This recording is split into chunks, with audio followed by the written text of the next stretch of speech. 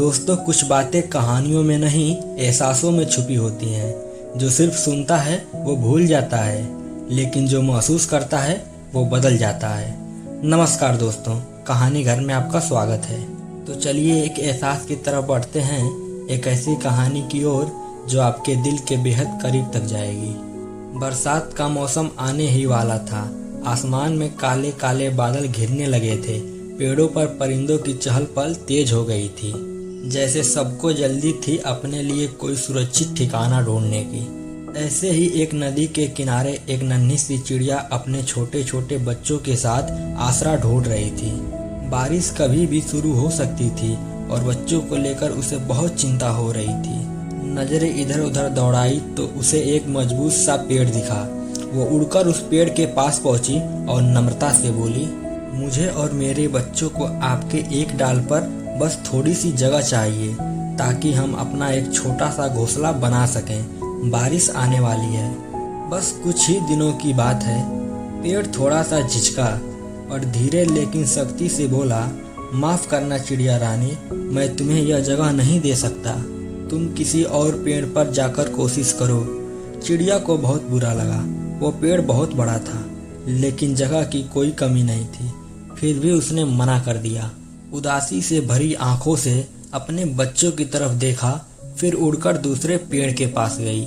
दूसरे पेड़ ने न सिर्फ चिड़िया को जगह दी, बल्कि बड़े प्यार से उसका स्वागत भी किया। चिड़िया ने वहां घोंसला बनाया और अपने बच्चों के साथ खुशी खुशी रहने लगी। कुछ ही दिनों में मौसम ने करवट ली और बरसात शुरू हो गई। और वो भी कोई आम बारिश नहीं थी।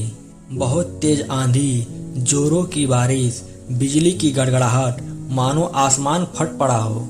चिड़िया अपने घोंसले में सहमी हुई बैठी थी, बच्चों को अपने पंखों में छिपाकर। तभी बाहर से एक तेज आवाज आई। चिड़िया डर के मारे कांप उठी। झांककर बाहर देखा तो जो देखा वो हैरान कर देने वाला था। वो पहला पेड़ जिसने उसे ठुकरा दिया था, तेज बारिश और तूफान को सह नहीं पाया और जड़ से उखड़कर जाकर नदी में गिर गया। पानी के तेज बहाव में वो पेड़ बहता चला जा रहा था। चिड़िया कुछ पल तक उसे देखती रही, फिर बोली, हे पेड़, एक दिन मैं तेरे पास मदद मांगने आई थी, पर तुमने मुझे बेरुखी से मना कर दिया था।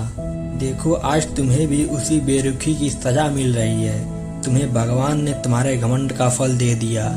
पेड़ जो अब आधा डूबा हुआ था, बातें बातें धीमी आवाज में बोला, नहीं चिड़िया रानी, बात घमंड की नहीं थी। मैं जानता था मेरी जड़ें अब कमजोर हो चुकी हैं। सालों की बारिशें और हवाएं जमीन की पकड़ को ढीली कर चुकी थी। अगर मैंने तुम्हें और तुम्हारे बच्चों को आसरा दिया होता तो आज तुम भी मेरी इस तरह नदी में बह रहे होते। तुम मुझसे आसरा मांगने आई थी और मैंने मना किया, क्योंकि मैं नहीं चाहता था कि मेरी कमजोरी किसी मासूम की जान ले ले। मुझे माफ कर देना चिड़िया रानी। इतना कहकर पेड़ धीरे धीरे नदी में डूबता चला गया। उस दिन चिड़िया समझ गई कि हर ना का मतलब इनकार नहीं होता, हर मना करने वाला कठोर नहीं होता। कई बार सामने वाला अपनी सीमाओं को जानकर ही मना करता है, ताकि आपको तकलीफ ना हो। लेकिन हम लोग अक्सर बिना जाने ही किसी के इनकार को उसका घमंड मान लेते हैं। कहानी यहीं खत्म नहीं होती। इस कहानी में एक बहुत गहरा सबक छुपा है। आज के समय में जब हमें कोई ना कहता है तो हमें पहले ये समझने की कोशिश करनी चाहिए कि शायद उसके पीछे कोई कारण हो, शायद वो हमारी भलाई ही सोच रहा हो। इसलिए किसी की मना करने की आदत पर मत जाओ।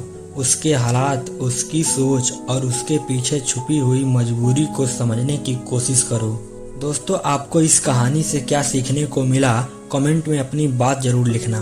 और अगर कहानी अच्छी लगी हो तो लाइक करके चैनल को सब्सक्राइब कर लेना। आगे भी ऐसी ही कहानियाँ देखने के लिए मिलते हैं अगली वीडियो में।